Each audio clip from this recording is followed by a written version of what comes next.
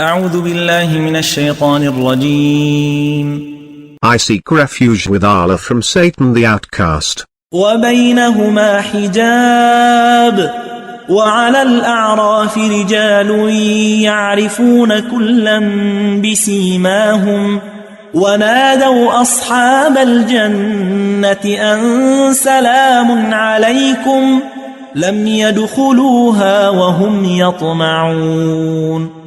And between them is a partition, and on the elevations are men who recognize everyone by their features. They will call to the inhabitants of the garden, peace be upon you. They have not entered it, but they are hoping. وَإِذَا صُرِفَتْ أَبْصَارُهُمْ تِلْقَاءَ أَصْحَابِ النَّارِ قالوا رَبَّنَا لَا تَجْعَلْنَا مَعَ الْقَوْمِ الظَّالِمِينَ. And when their eyes are directed towards the inmates of the fire, they will say, Our Lord, do not place us among the wrongdoing people.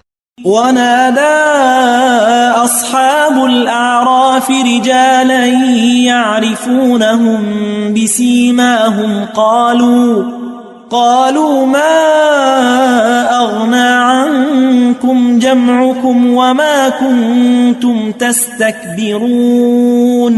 And the dwellers of the elevations will call to men they recognize by their features, saying, Your hoardings did not avail you, nor did your arrogance.